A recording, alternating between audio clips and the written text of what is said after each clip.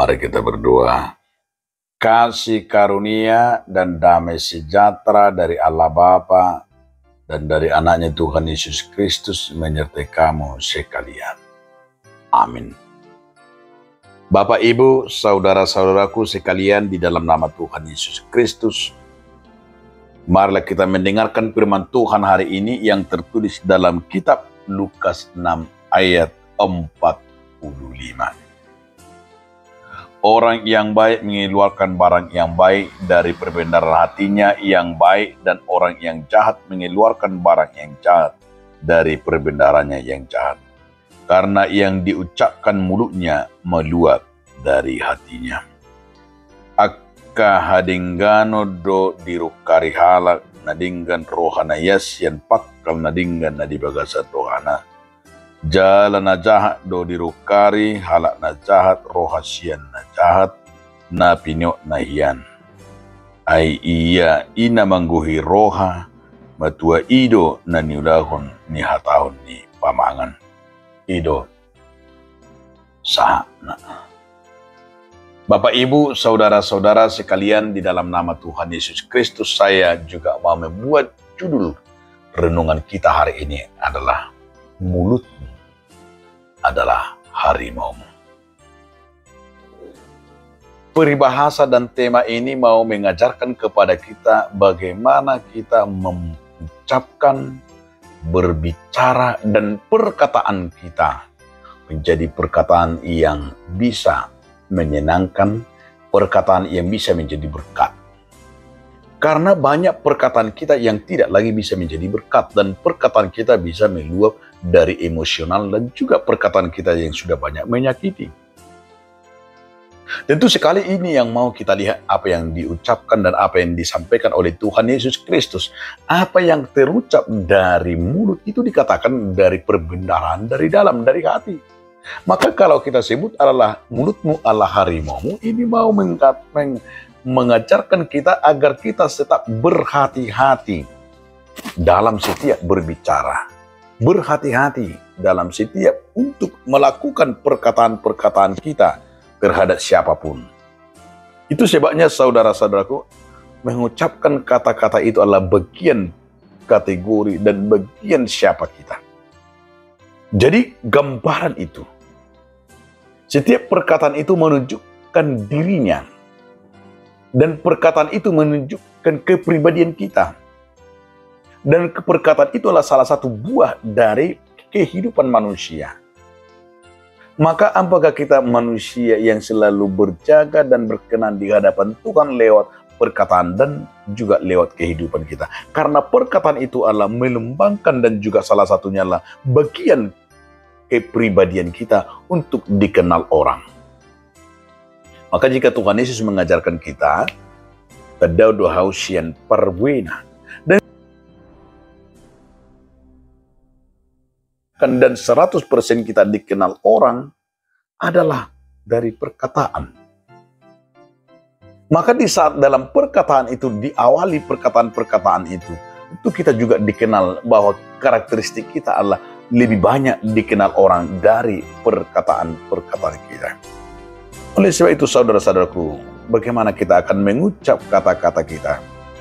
Apakah kita selalu dengan berpikir yang baik dan yang berpikir positif? Artinya begini, apakah perkataan saya juga yang keluar selalu yang positif dan yang membangun? Jangan-jangan kebanyakan dan rata-rata dan juga apa yang saya ucapkan itu kata-kataku tidak lagi membangun dan tidak lagi positif, dan bahkan tidak ada sama sekali bermutu atau tidak bermanfaat. Nah, ini yang mau dikatakan oleh Tuhan Yesus Kristus. Bagaimana orang percaya dan kita akan dapat menyatakan setiap perkataan kita adalah perkataan yang digarami, perkataan yang bermanfaat, perkataan yang menyenangkan, perkataan yang positif, dan juga perkataan yang memotivasi. Artinya saudara-saudaraku, bahwa salah satunya adalah perbuatan kita. Jika kita baca dalam kitab 1 Yohanes 3 ayat 18 itu, bahwa di sana juga adalah baiklah kita sesuai apa yang kita katakan dan apa yang kita perbuat. Jangan seperti kata Gus Dur. Dia juga melihat orang Indonesia dalam perkataan, dalam perkomunikasian. yang sering dikatakan oleh Gus Dur, ada tempat komunikasi yang sering disebut bahasa di dunia ini yang sesuai dengan karakter dan perbuatannya. Itu ada komunikasi manusia, sedikit bicara, sedikit kerja, yang sering dikatakan itu adalah seperti orang Nigeria. Dan dikatakan juga sedikit kerja, banyak bicara, itu dikatakan sering seperti orang India dan Pakistan. Dan juga sering dikatakanlah perkataan yang sering adalah disebut sedikit bicara, banyak kerja, yang disebut itu adalah orang Jepang.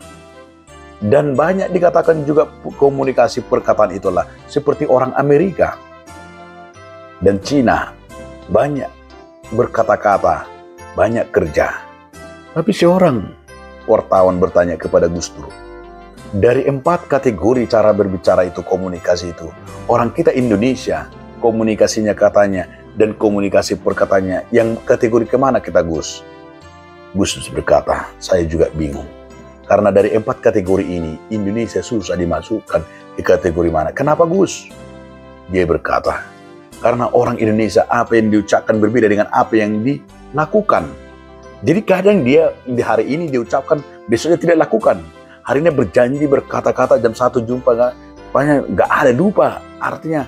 Dan dia sudah sepakat hari ini masak nasi, tapi artinya berbeda apa yang dia lakukan. Itulah sifat kita, itulah sering kita berkata-kata dan berkomunikasi. Maka yang kita katakan dalam perkataan kita di sini, membangun komunikasi itu yang sungguh kita katakanlah ya jika ya, tidak jika tidak. Selebihnya itulah dari si iblis. Artinya perkataan kita itu perkataan yang selalu positif. Perkataan kita itu yang selalu membangun. Perkataan komunikasi kita itu yang betul-betul adalah ada kegunaan dan betul dirindukan orang. Apakah perkataan kita masih dirindukan orang? Atau jangan-jangan perkataan kita sudah dibenci karena kebanyakan perkataan kita tidak lagi membangun. Dan apa mungkin juga ketika ada orang mau berjumpa dengan kita menghindari. Karena apa? Karena perkataan kita yang pedas. Karena perkataan kita yang tidak lagi membangun, yang hanya menyatakan yang negatif-negatif saja. Karena banyak orang berkata-kata hanya dengan perkataan-perkataannya itu. Dengan perkataannya itulah dia selalu mengkritik, selalu dengan kritik. Apakah salah mengkritik? Saya kira kritikan itu bagus. Tapi jangan karena kritikan itu harus kita bangun atas dasar nilai teguran yang positif dan nasihat yang bagus.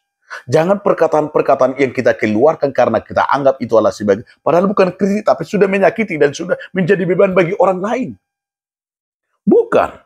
Tapi perkataan itu adalah perkataan yang terus dibangun di atas dasar kasih dan dibangun atas dasar itu. Implementasinya adalah perkataan yang hidup di dalam kuasa Roh Kudus. Sehingga perkataan kita perkataan yang terus-menerus di dalam Tuhan dan di dalam kuasa Roh Kudus yang sehingga perkataan kita dapat membangun persekutuan dengan Tuhan. Amin. Terima kasih Tuhan atas firman-Mu. Amin.